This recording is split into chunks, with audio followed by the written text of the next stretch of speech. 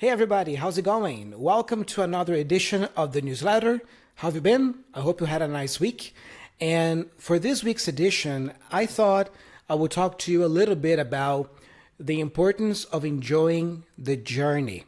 Because learning English and learning anything else, as a matter of fact, is a journey, not a destination. So I brought here two quotes to share with you, and hopefully these quotes will bring you some inspiration and some reflection, because I believe it's important to remind ourselves of some of these ideas from time to time. So here's the first quote I have for you. So often we become so focused on the finish line that we fail to enjoy the journey. Think about races, when you have a car race or even a race between runners, there is a finish line, which is the end point of the race. So often we become so focused on the finish line or on the goal. For example, I want to speak fluent English. I want to become a fluent, confident, natural English speaker. Sometimes we can get so obsessed with that, with the goal, that we forget to enjoy the journey, the process to get there. And it is a process, it is a journey. It doesn't happen overnight. It takes time. You gotta be in it for the long game because it takes years, not even months. Yeah, so remember that. Remember that, yes, it's important to have that big goal, but you need to enjoy the journey. Connected to that, I have another quote here on my phone that I want to share with you. Look, aim for the sky, right? Aim for the sky, but move slowly, enjoying every step along the way.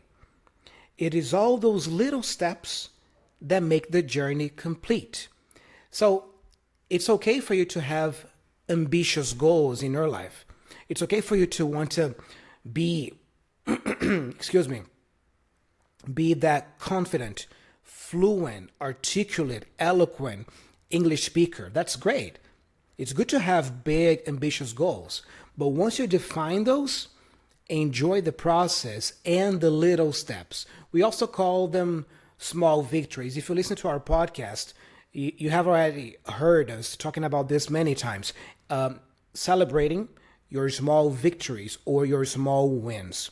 So this is what I want to leave you with this week. Remember that, yes, have goals for your English.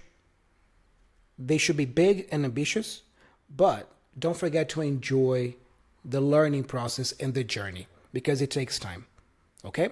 Speaking of English learning journey, in this week's episode of the podcast, I interviewed 𝗥𝗲𝗹𝗟𝗶. 𝗥𝗲𝗟 is our newest fluency coach here on Real Life English, the channel and the podcast. And in this episode, she shares her personal story of how she went from zero English to a high level of fluency in the language. She is from Ukraine, and I really think you should watch this episode or listen to it. The link will be here in the email, but do check it out because I'm sure that her story can bring you some inspiration for your own journey and also even some ideas and strategies that you can apply in your own learning journey. So do check it out. I'm pretty much done for this week's newsletter. That's what I had to share with you guys today. And again, I hope you enjoy the weekend. I hope you have a nice week coming. And I'll speak to you again pretty soon in the next newsletter. Thank you guys, and bye-bye.